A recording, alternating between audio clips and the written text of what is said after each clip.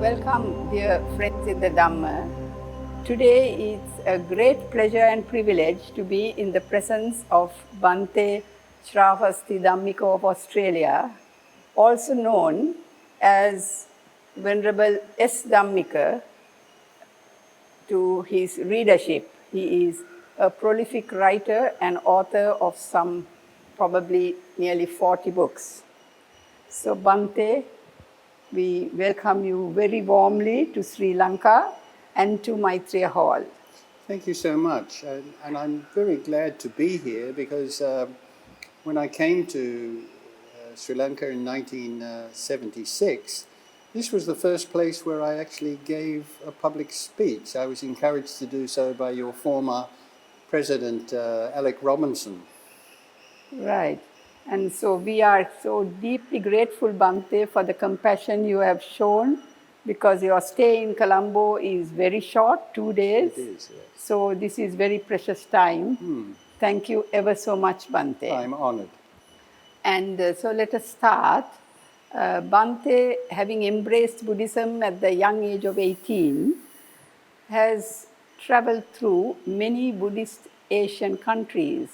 I believe Thailand, Laos, Burma, and then to India, where Bhante ordained under the last disciple of Anagarika Dhammapala. That's right. And then subsequently came and lived in Sri Lanka, learned Pali, and has contributed largely as the program proceeds, we will realize. And so I would like to ask, having lived and experienced so many, different countries, the different experiences with their practice of Buddhism, what were the impressions and experiences Bhante has of those differences in the different Asian countries? Well, of course, all the Buddhist countries have a different background. So when Buddhism went to China, for example, already there were two major religions there, Taoism and Confucianism. So Buddhism had to adopt and adapt to some degree. In Thailand, before you had Theravada Buddhism, you had Hinduism or Brahmanism. So some aspects of that were incorporated into their interpretation of the Dhamma. But I think in Sri Lanka was like a tabula rasa. There wasn't anything here. So Buddhism was able to penetrate very successfully with relatively little alien influence, as it were. And in that sense, it makes Sri Lanka unique. And of course, as you know, Buddhism has prevailed in Sri Lanka longer than any other Buddhist country. Of course, it started in India, but it died out in India at least 900 years ago. Here, it started at the time of King Asoka, and it has prevailed here ever since. So that's what I think. Thank you. And with regard to the stay in India, there is this very rare feat that I think Bhante has performed in having walked from Bodh Gaya or Buddha Gaya to Saranath. That's by right, foot. yeah, and back again. All right. So now that's very rare, at least in modern days, unheard of. So I would like to know what actually made you want to do that and what the experiences were. Well, actually what I did was I walked from Buddha Gaya to Sarnath, and then back to Buddha Gaya, and then from Buddha Gaya to Rajagaha or Rajagir, and then back to Buddha Gaya. So it was actually quite a long trip. And then on another occasion I walked from Rajagaha to Kushinara, following in the Buddha's in his last journey. So why did I do that? I wanted to get a feel what it might have been like for the Buddha to do that. And I think I did have at least some experience like that.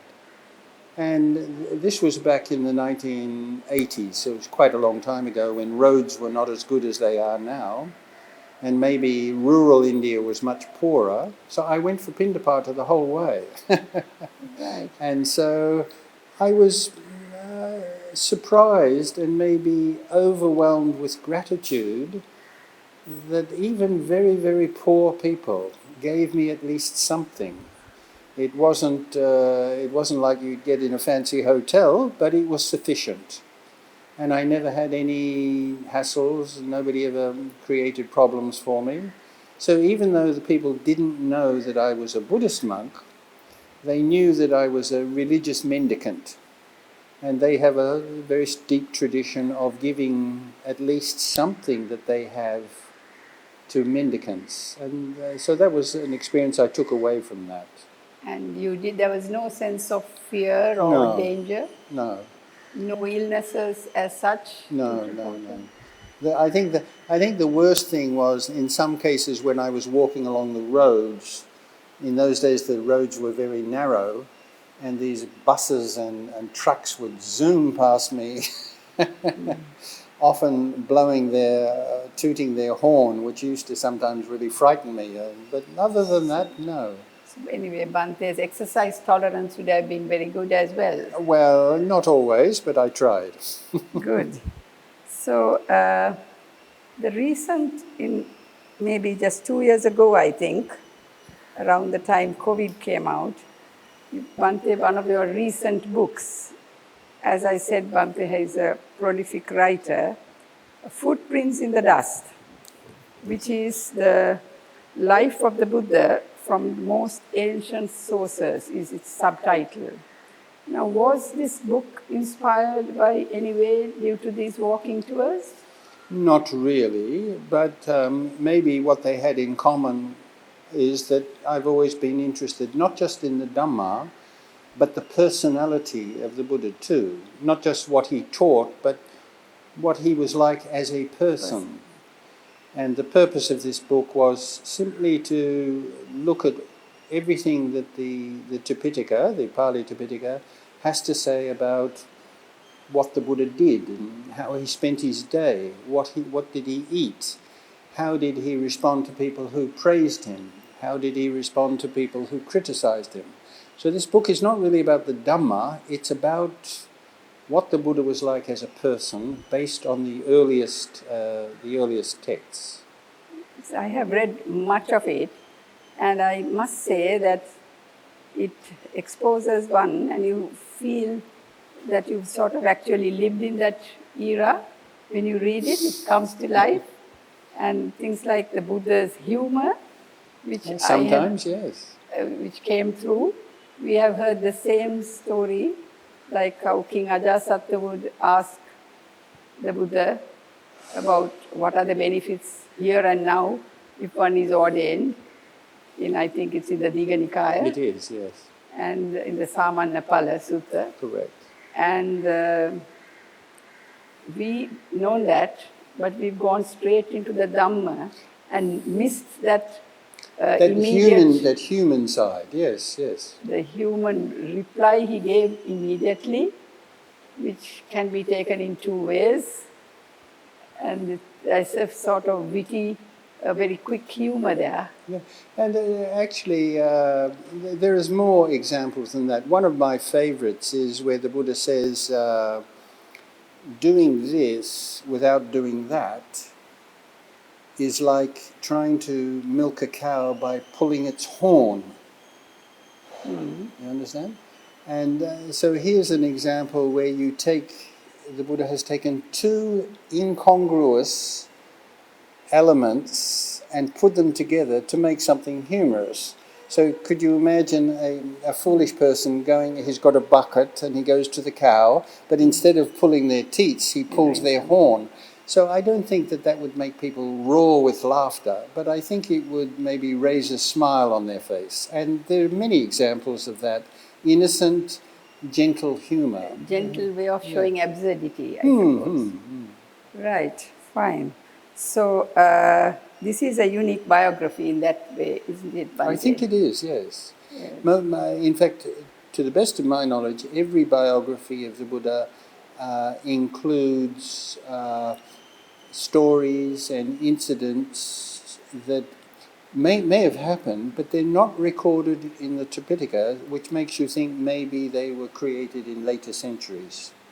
The best example I give of that is almost everybody, even non-Buddhists, know that the Buddha's personal name was Siddhartha.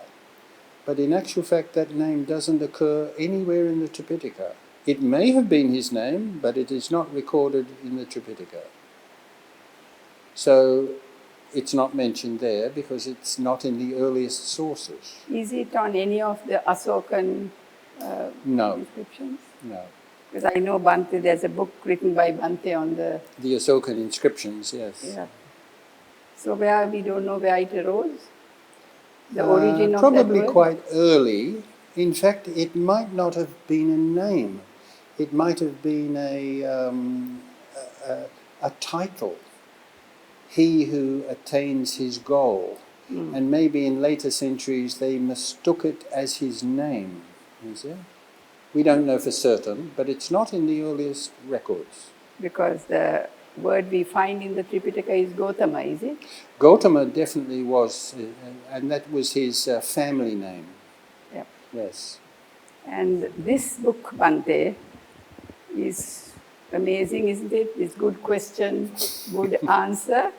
It's been called almost a classic in modern times. A little classic. Yeah, A little classic. And am I right in saying that it has been translated to so very many languages? Last count was 36 languages. About 2 years ago, somebody contacted me and asked if they could translate it into Russian. So the most recent translation is Russian, yes. And I believe in Swahili. It's in Swahili. In fact, when I found out, I didn't know. Somebody had translated it into Swahili, and then a friend of mine found it online. I didn't even know where Swahili was spoken. So, but the end result, the outcome of this book perhaps, is having clarified to very many who were seeking their way along and looking for what was true and sincerely wanting to do so, to find the answers, because the replies are very, very direct, but irrefutable, very concise and precise. I think the virtue of the book is not that it's deep. The virtue of the book is that it is introductory, and I think the questions are just the type of questions that people have asked me so many times. So I didn't pose the questions. I call to mind the questions that I am often asked. Yeah. That's it. So that's, and obviously this has a big attraction. It seems to, yeah, to my surprise. Yes.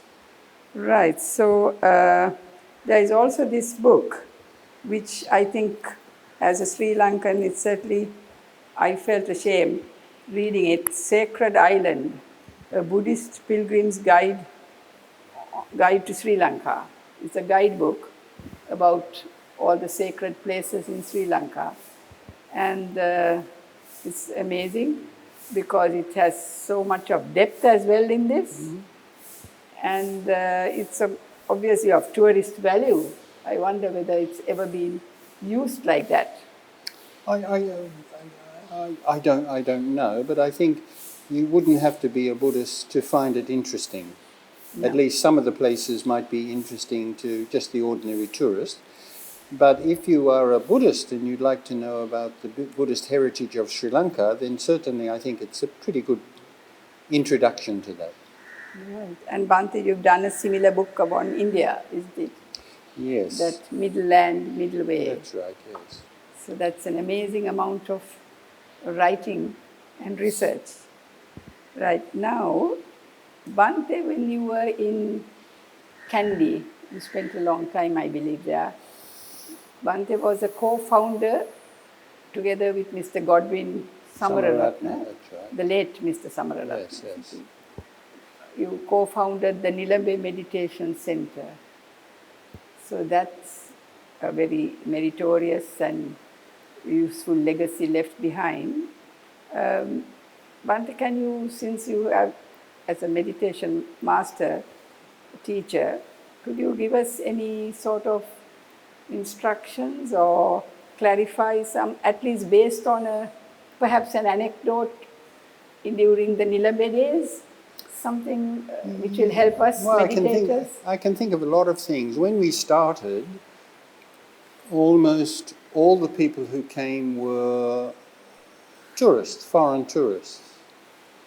But then after I stepped back, then when Godwin Samaratna took over, then we started getting tourists, but also local people, which in the beginning didn't happen very much. It seemed that locals were not very interested in meditation. And nowadays, I think there's a good, I haven't been there for a while, but I've heard that now lots of local people are coming. And that's a very good sign because it indicates something of a revival of interest in meditation in Sri Lanka, which is something that is really quite important. But we had many interesting experiences, sometimes shocking, sometimes funny, sometimes learning experience. I remember once, when we did 10-day meditation courses, I used to speak to each meditator once a day. And I remember there was a woman, I think she was a German woman, and she came to see me, and I said, how are you going? And she said, I'm managing, but there's a dripping tap. The tap is dripping. Drip, drip, drip, drip. And it's driving me crazy. I can't focus because of this. So I gave her some advice, and I recommended she do certain things, and then she left. And then I thought, we don't have any taps up in Nilambe. We use the well. What is she referring to? Because she said she could hear this dripping tap. Anyway, later on, I was outside when we had a break, I was having a cup of tea, and I heard this sound, drip, drip, drip, drip, drip, drip. And then I realized it wasn't a dripping tap, it was a frog. You see, this was in the rainy season, and the frogs got up in the roof, and they would croak, croak, croak, croak. She thought it was a dripping tap. And so I thought, isn't that interesting? So I actually reached up into the roof, and I got one of these little green frogs. And then I went over to that girl, and I said, you know your dripping tap? She said, yes. I said, it wasn't a tap, it was a frog. And I opened my hand, and as soon as I opened my hand, the frog, very nicely, he went rip, rip, rip, rip, rip. And I said, that's it. And from that time onwards, she heard the same sound, but she wasn't upset by it. So I thought, isn't that interesting? When she thought it was a modern mechanical thing, it was a problem for her. When she came to know that it was a natural sound, it was no longer a problem. In other words, the sound or the noise was not the problem, but how she thought about it, how she related to it.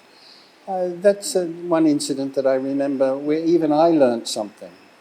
Possibly once she knew the cause, it stopped bothering her. Not only that, people tend to like little frogs and natural things, and some people, it's more acceptable and nice to them when they know it's something natural, I imagine. So these are actually in the meditative process what you learn only through direct experience, isn't it? Yes, it just shows. And also, for example, I've had this experience that I was living somewhere. This was when I returned to Australia, and the people next door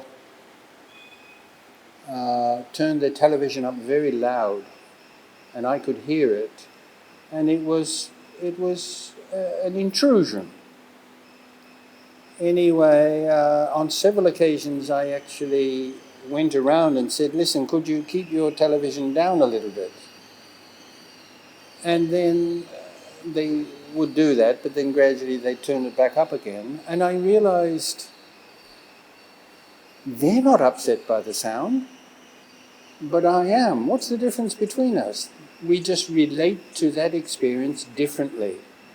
So you can relate to an experience without getting bothered, or you can relate to experience where it really irritates you.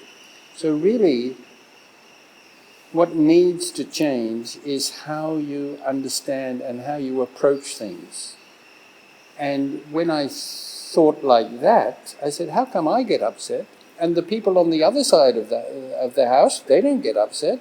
What's wrong with me? So that made it a bit easier, but it was still a bit of an intrusion. Thank you, Bhante, because I feel sound is something that is a distractor in meditation often. So these two anecdotes that Bhante, the real life events that Bhante described just now, are very useful. Well, there is a learning involved here, deep sort of, if you need to contemplate on it.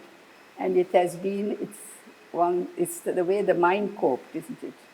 Well, I remember Godwin used to say, people say, he made me angry. But he said, he didn't make you angry, you made you angry. Right. Likewise, talking of meditation, and with more and more people in Sri Lankan Buddhists now taking to meditation, which is a positive thing, I would like to mention that one of Bhante's students, when Bhante, am I right, was it late 70s when Bhante was resident on the Peradeniya on invitation, That's the right. Peradeniya campus, Yes.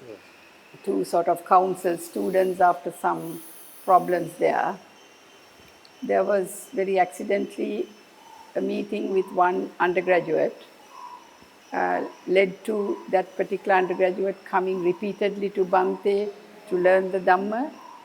And I know it's all right telling because he often mentions you, Bhante. He does many times. He embarrasses me. Sometimes I've asked him, stop telling people that. So he is today one of our most eminent, well-known senior monks into meditation.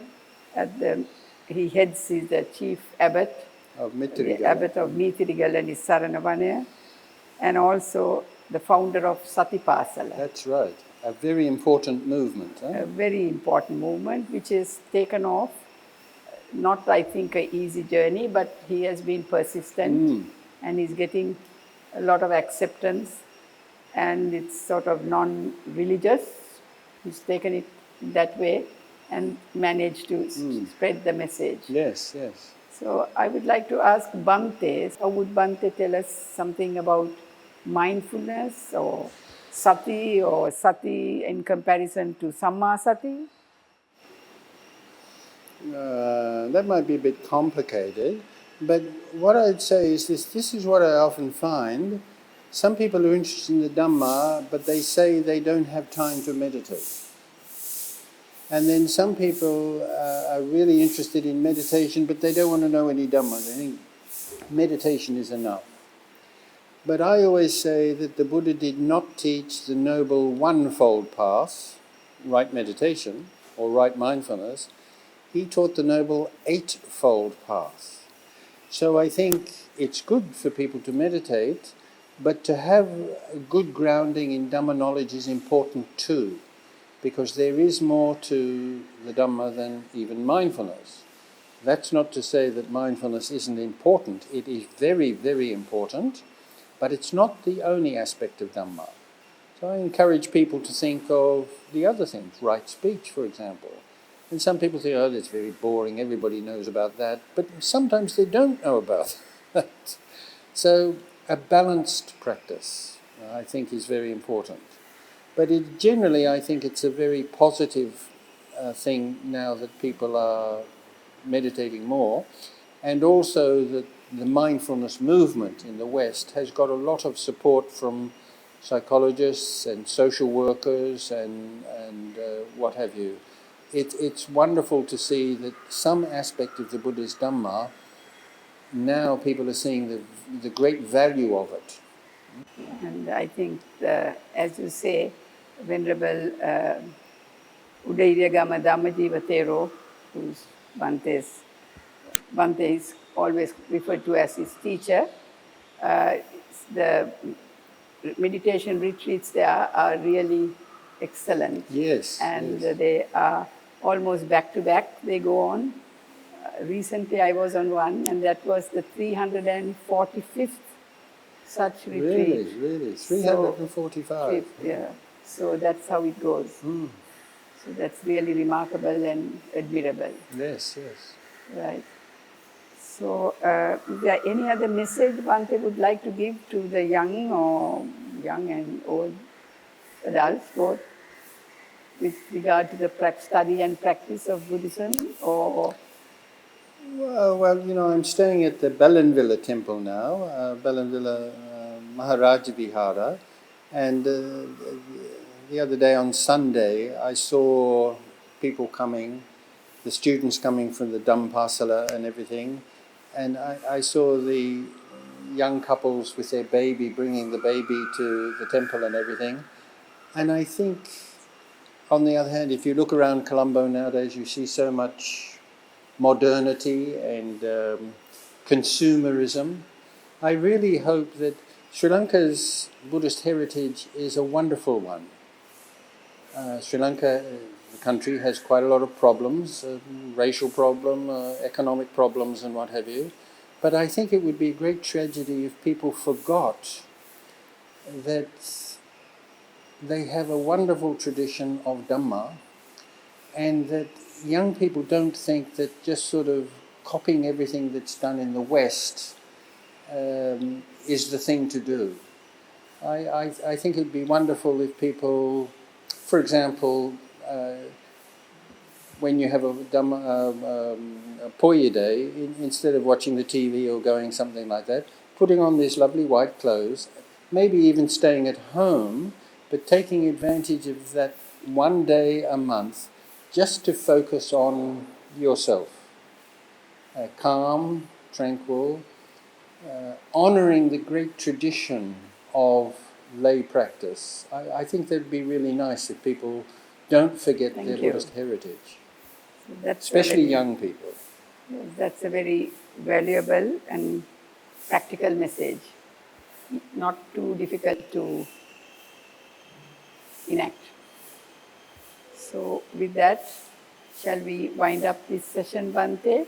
And we'd like to wish Bhante a long and healthy life. And by the power of the merit that has been accrued by all those who read these books and have got great guidance in the meditation centers that Bhante was helpful in creating, in co-founding, and of course, having left this great long-lasting impact in the form of the work that Venerable Dhammajiva Mahathero is doing.